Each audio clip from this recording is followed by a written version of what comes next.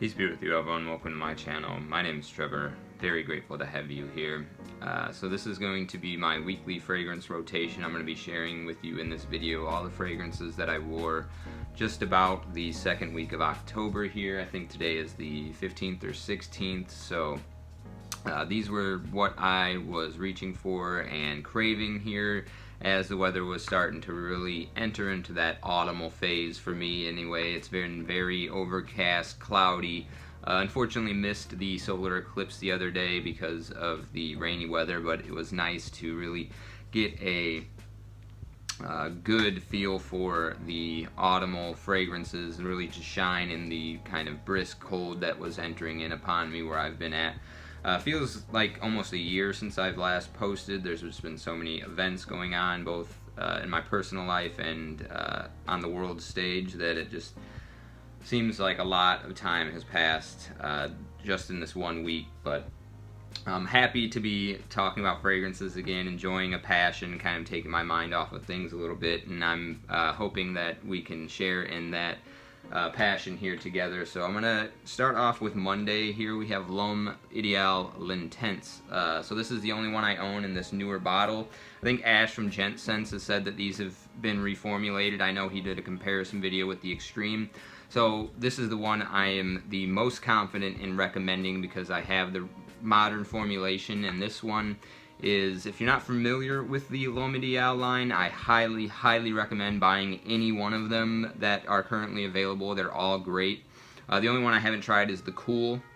That one's like way overpriced though. I might end up picking one up, but I don't think it's probably going to be worth it. But that being said, these are all defined by a very beautiful creamy almond note, a little bit of some warm leather, and then the distinctive quality about this Lintense one is that even though it's dark and sweet, it has a certain freshness about it because of some pepper, some chili pepper in here that gives it a very both warm but also vibrant and bright in some sense.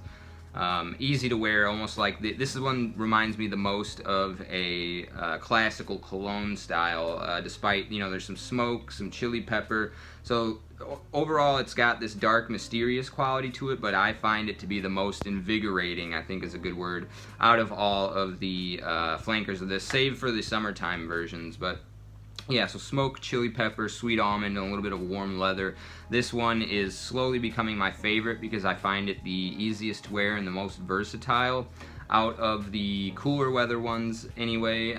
The Extreme is probably my second favorite, or probably tied with this one depending on the season, I would say, but this is definitely one I highly recommend picking up and made my top 20 October list, and that was Monday, Guerlain Lom Idial Lint. So I don't think I received any compliments this week from any of these fragrances, although there are many in here that have gotten me compliments in the past, this one being one of the most complimented in my collection. This is Replica Jazz Club from the house of Martin Margiela. So this is exactly what it's trying to do. The Replica brand attempts to recreate moments in time, and this one does a good job of a jazz club. It's got some leather, some tobacco, some booze, and some smoke. All of these qualities just coming together in a very seductive kind of appeal here. This is, out of all the fragrances in my collection, this one has gotten me the most, like the compliments that I get with it are very lustful, I guess you could say. Like it's very moaning style, like, oh, you smell so good style compliments from this particular fragrance in general. I highly recommend it. I would allow the dent to speak for itself, but I've dropped my last bottle that was about half full and broke open, so this is a recent replenishment of this fragrance. But that being said, it is backup bottle worthy in my opinion, and definitely one that I'm going to be looking forward to wearing throughout the entirety of the fall and winter.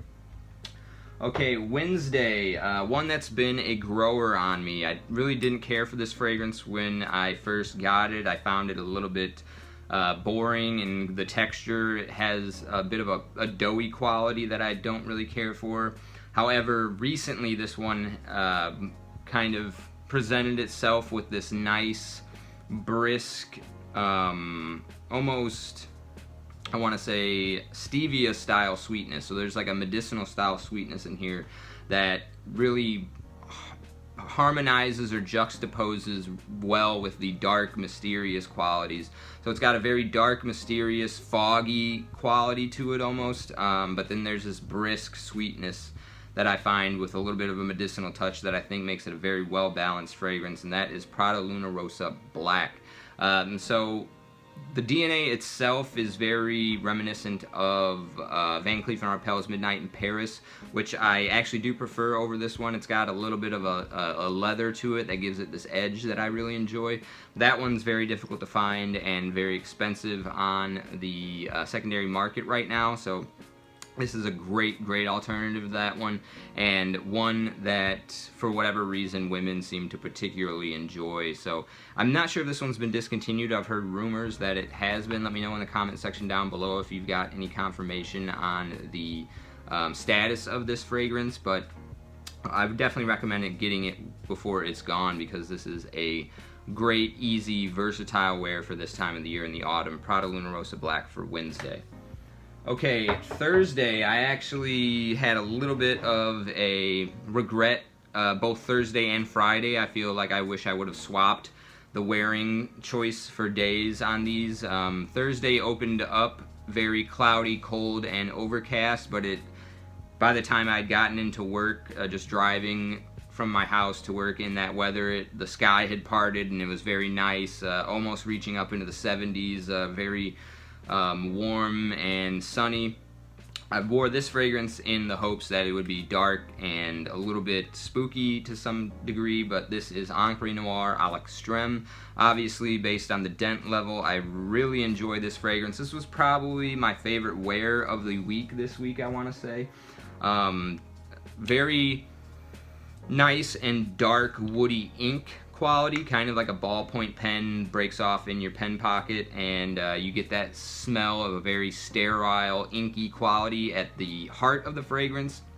But then there's this subtle smoky sweetness, almost like the smell of burning leaves in the autumn. There's like a slight sweetness to the leaves when they're on fire, and this has that. And then there's also another slight sweetness from a boozy quality. I don't know if it's coming from some resinous notes that are in here, but overall, this is not a sweet fragrance. It's very medicinal, woody, dark, dry, but the nuances of sweetness are just enough to kind of take the edge off and make this super wearable. I don't think this is everyone's cup of tea.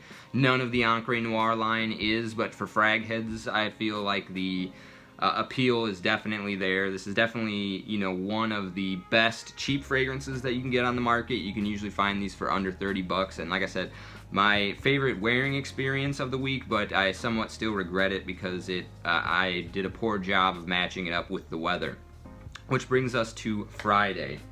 So Friday, kind of the inverse happened. It was nice and sunny and bright when I was heading into work, and then it quickly developed into overcast, cloudy, and a little bit rainy. Nonetheless, this was still very enjoyable and one that has been growing on me. It's a newer acquisition, but I highly enjoy it, and I don't necessarily want to recommend it right away because it does have some oud in here, but it's done very delicately and well. It's rose, oud, and honey. This is Flores Honey Oud. So two other fragrances that are on the market that are fairly popular for this time of the year are Shagaf Oud Asrak and Honey Oud from Montal. This one, I feel, it is the most expensive of them, and this one's usually going for somewhere in the 120 ballpark. It is a niche fragrance, but I feel the addition of rose in here, which is missing from the other two, just makes it very classy, and it's got a certain powdery texture in here that is almost like barbershop-esque to some degree. I don't think there's any lavender, or, you know, you don't get the scent profile of that, but it's got that kind of dandy powderiness that you get in some of the very old school barbershop fragrances. Very elegant stuff. Very definitely the most high class out of my rotation this week. I feel like something that I would rock in a black tie for the autumn.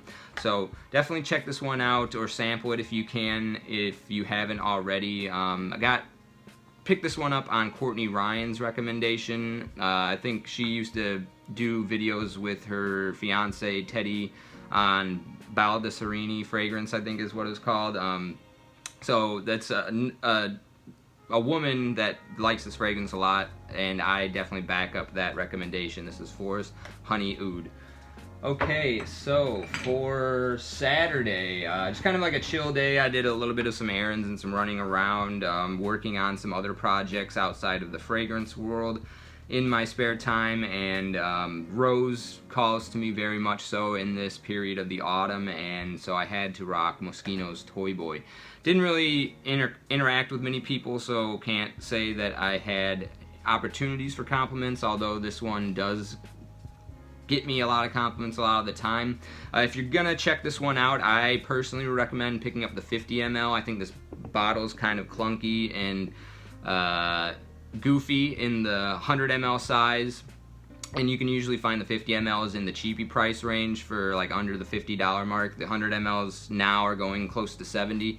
That being said, it's a very nice cold rose, bitter rose, but it's enveloped by some interesting spicy qualities like Sichuan pepper and just this very mysterious but well-balanced fragrance. Definitely doesn't smell like anything else that I've put my nose on in the market, so if you haven't gotten your nose on this one yet, I highly recommend trying to hunt one of these down. I'm pretty sure you can probably find these at your department stores as well, like at Sephora and Macy's and things like that, so get your nose on this one, check it out. It's definitely not mass appealing, I would say, but very good.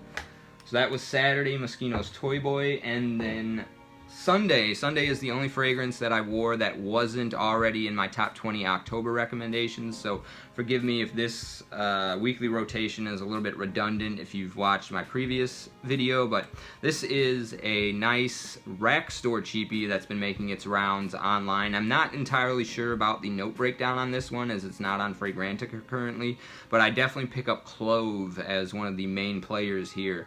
And it's got this kind of like old school but very nice semi-sweet, spicy, almost barbershop style, but not quite quality. It reminds me a little bit of like a clove-centered Dolce & Gabbana's The One with a little bit more fresh cologne-esqueness. It's not quite date night. Very versatile, easy to be a signature scent. This is Ben Sherman's Icon. So I found this one out at my rack store for right around 15 bucks. A lot of my fellow reviewers that I respect greatly in the community have recommended this one as well, so I had to pick it up.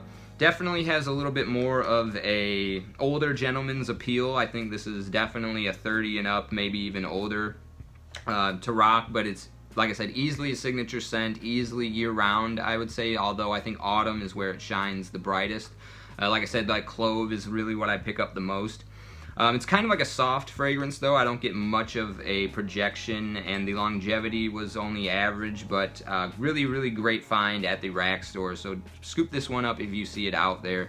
This is Ben Sherman's Icon. Hoping to do a full review on this one in the future and get the full note breakdown and get some more wearing experience with it. This was my first time wearing this one, so not quite ready to recommend it yet per se. Just I want to get some more in-depth knowledge and experience under my belt before I go ahead and do that, but you know, for 15 bucks it's worth picking up at the rack store if you see it, because it's you know, just one of those gems that you see out there that is worth trying, but still not sure if it's something that I'm going to put in any top 10 lists yet, but well worth the 15 or so dollars that I picked this one up for. So that is my weekly rotation. Looking forward to hearing what yours are in the comment section down below. I'm a little bit behind on getting back to feedback, but I'm hoping to do that here sometime this week. I've got a lot more opening up in terms of free time to be dedicating to content going forward. So really, again, appreciate you sticking with me to the end of the video. I'll see you in the next one. Take care.